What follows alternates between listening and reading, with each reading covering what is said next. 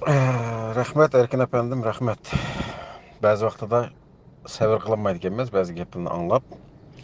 Bu yerda bir xalqdan yoshirilayotgan bir narsa bor o'xshaydi, meningcha, mening gumonim hamda. Xalqdan yoshirib qolgan, deyilmayotgan bir gap bor-da, bu yerda bir-biriga muxolifat bo'layotgan insonlar bo'lyotdi o'tirda, ammo hech birisi gapni ochiq demasdan, xalqni o'tirga solib qo'yib, o'zlari jim turyotdi-ki, bu yerda yoshirilgan bir narsa bor-da.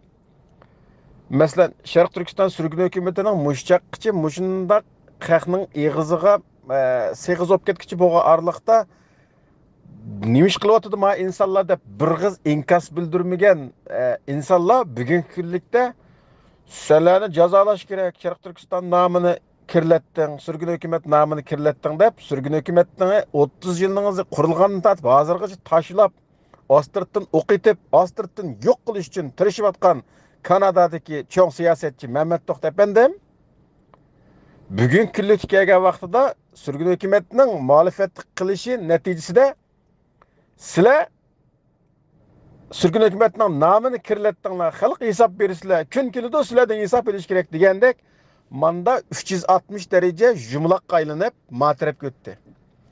Bu yerda bir o'ziga tushunilmay qolgan bir narsa bor-da. 20 yilning Sharq Turkiston sürgün hükümetinin paypaq qilgan insonlarga eg'zini ichib bir qiz gap qilmay, Ostrtdan mishlarni qo'llab, mishlarni o'tirib chiqarayotgan odamlar bugungi kunlikda nima uchun bu sürgün hükümetdagilarga jazo bergingiz keldi? Nima uchun bularni ismni kirlatdingiz, ismni yaxshi bo'lmagan yerda ishlatdingiz deb bulardan hisob so'rash tuyg'usiga keldingiz? Turklar günaydın deydi-ku. Günaydın. Xayrlik etdigan. Good morning Mehmet To'xta efendim. Good morning. Emde uygandınız mı? Sizni emde uygattı mı? Nima uygattı sizni? Sizni uyg'onishga sebep bo'lgan narsa nima? Mushuni dadillik bilan e'tirof qilib xalqning oldida deya olamsiz. Sizni shunchada cho'chitib etgan narsa nima? Sizlarning xalqdan saqlayotgan sirringlar nima?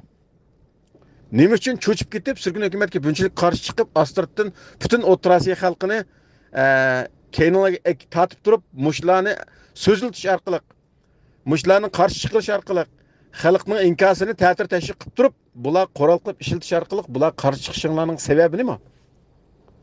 Demak, sizlarning bir tutilg'ingiz bor bir yerda, endi bu gap sizlarning qulig'ingizga yetdi.